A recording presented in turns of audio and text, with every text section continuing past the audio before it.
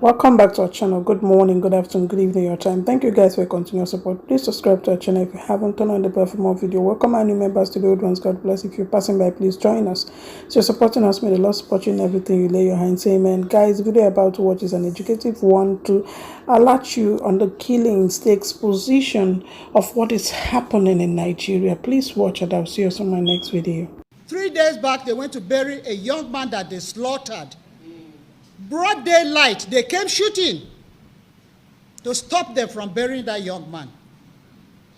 I want to say that this should be the concern of every one of us. It is not a religious issue. Some of them are hiding under religion. It is not a religious issue. I know, because I have related to Muslims for a long time. No Muslim fights or kills during Ramadan. The killing even took place more at that time than now. So they should not tell us it's Muslim. It is a hidden agenda. And this hidden agenda is being sponsored from the presidency. It is coming from the presidency. If all Nigerians are saying ranching and presidency continues to say grazing reserve, then presidency has a hidden agenda. We want to hear our president's voice. Our president should talk to us. We did not vote for Garba Shehu. We did not vote for Segun Adesina. We want to hear our president speak to us. Presidency promised some amount of money to resettle our IDPs. It's how many years today? No kobo has been sent down here. But a lot has been sent elsewhere where they have IDPs. We also want to urge our sons and daughters who are still sitting on the fence to wake up and speak against the evil being perpetrated in our land. This matter is not only about Governor Samuel Otom. Benue sons, home and abroad, who think that they are not affected by the crisis, must know that we are all casualties, whether we are at home or not. They should raise their voices to condemn the injustice being visited on us. This is no time for politicking. What is happening here now is beyond politics. When the Fulanis come to kill, they don't ask you which political party you belong to. They should send their relief materials to those IDP camps and also solicit support on international donor organizations to come to the aid of our people. Everything is left into the hands of Benue State government, and we're having a problem. The governor is not a loner. We're asking our sons abroad and elsewhere, who are in Abuja, who are everywhere, that they should take interest in what is happening in Benue State. They have their families back home. They have villages. If you think it's not happening in your village, the whole thing is drawing nearer to every village now. So they should sit up, whether you're a businessman or your whatever, and some of them are protecting their offices. They are protecting their personal interests. But if you protect your interests and all your people back home are killed, where will you call your home? You are having children there. Tomorrow, your children will want to know where they come from, and that place will not be in existence anymore. Finally, we wish to call on Nigerians who love justice, peace, and equity to rise and condemn what is happening to the innocent people of Benue State. The killer herdsmen are still here with us. They have resorted to guerrilla warfare. They now attack our people in their sleep and leave their familiar trademark of death. With very heavy hearts, to address you on issues bothering us as a people, Benue State and Nigeria as a nation. As mothers of this state and the nation, we owe our children the duty to voice our feelings when we see the things going wrong, and those who should speak have chosen the path of silence. We owe this country the duty to call its leaders to order and counsel them when it has become apparent that the leaders we elected are not doing what is right. We have no other country than Nigeria. You are very much aware of the worsening security situation in the country being perpetrated by Fulani herdsmen who have killed thousands of Benue people and in other states. You are equally aware of the attitude of the federal government led by President Muhammadu Buhari, who is not bothered to see women and children being killed daily by Fulani herdsmen. We are left with no other option than to conclude, as many others have already said, that the president is happy to watch his kinsmen turn Benue and other parts of the country into killing fields. A few days ago, we woke up to the news that President Buhari has vowed to create grazing routes and establish grazing reserves in the 36 states of the country next month, whether anyone likes it or not. His senior special assistant on media and publicity, Garba Shehu, who is not voted, is an appointee, was the one who announced the president's decision. We are wondering if this is the same democracy that we all fought and got in 1999, leading to emergence of Muhammadu Buhari as elected president in 2015. Has Mr. President forgotten that this country is now being run by the Constitution and not decrees? What about the Land Use Act, which vets all lands in the state governors? Has the act been repealed? From where is President Buhari deriving his authority that he feels he can impose draconian and dictatorial policies on Nigerians and expect us to applaud him? The other time, the Buhari presidency introduced cattle colonies. It took the courage of patriotic Nigerians like Benue State Governor Samuel Otom to rise and reject the conquest agenda.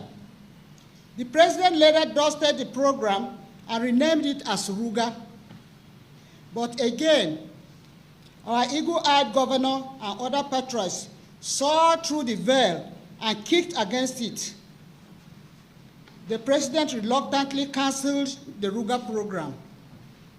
Today, the entire country is speaking with one voice in opposition to open grazing of cattle, while embracing ranching, which Benue has been leading the campaign since 2016. All governors of the northern states and southern Nigeria have taken a unified stand to ban open grazing. Shockingly, President Buhari has come out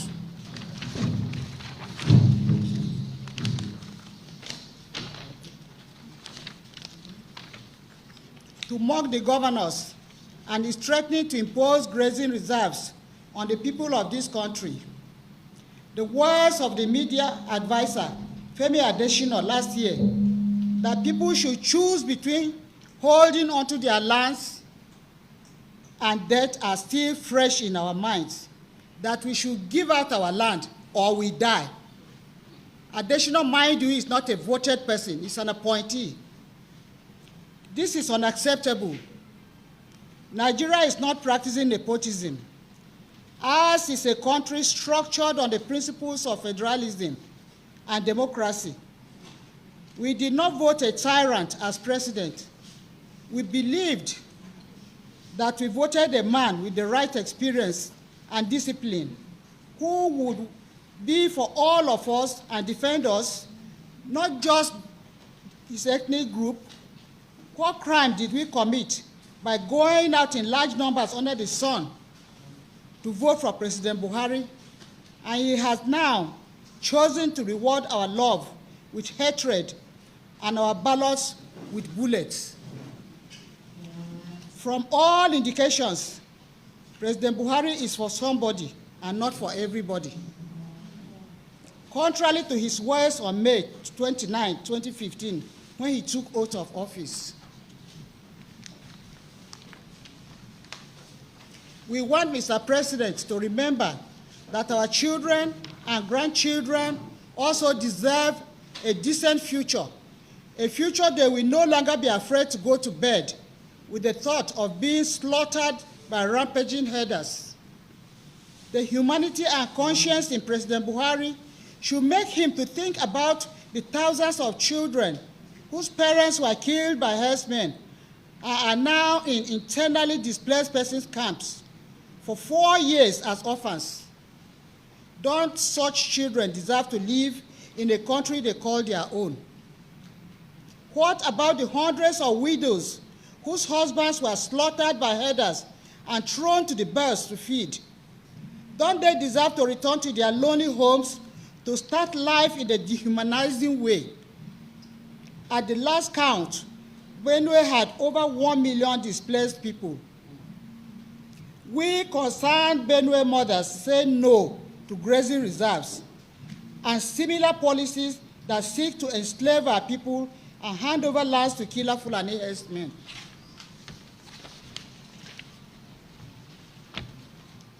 We have also observed a disturbing trend where Fulani militia attack our people, but the federal government comes out swiftly to absolve them of any blame. A recent example was when Governor Oton was attacked on his farm by those who saw that he is standing in their way to conquering Benue and other parts of Nigeria. The terror group known as Fulani Nationality Movement, FUNAM, came out to claim responsibility of the attempt on the governor's life. Yet, the Nigerian police force exonerated the group. The police high command deployed an investigation team to Benue, which confirmed the identities of the culprits as Fulani herdsmen. The police made arrests, took the suspects to Abuja, only for the Inspector General to go to Aso Villa a few days after and declared that those who wanted to kill Governor Otom were not Fulani people. What a shame. This is condemnable. Is the Nigerian police now a Fulani police force and no longer for the protection of all Nigerians?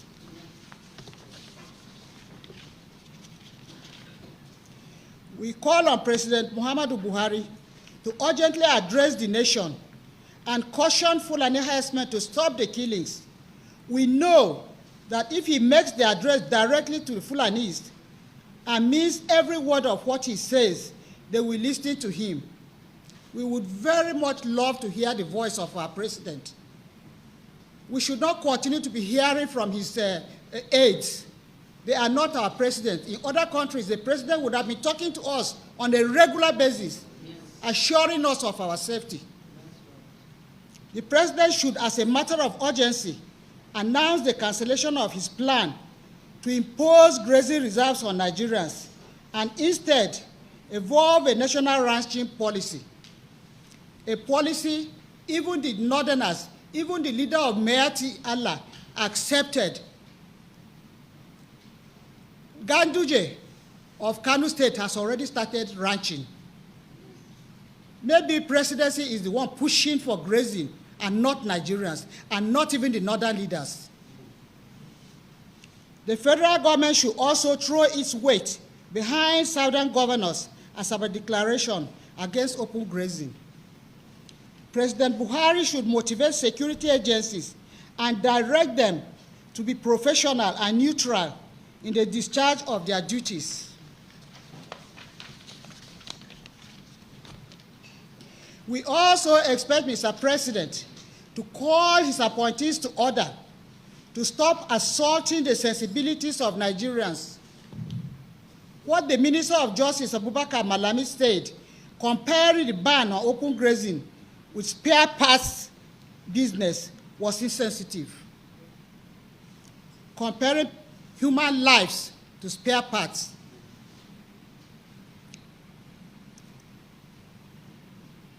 The other side of the president, called Garba Shehu, denigrates anyone who holds an opinion contrary to that of presidency. This is gross negation of the tenets of democracy. In democracies, where government is of the people and for the people, leaders of such countries listen to constructive criticisms in order to improve. We call on the international community and lovers of peace across the world to show interest in what is happening in Nigeria, particularly in the Middle Belt region, where killings of innocent people by herders have become a common sight. Benue, for instance, is the food basket of Nigeria, and for many years, farmers have been displaced from their ancestral lands. The ugly scenario has resulted to food crisis.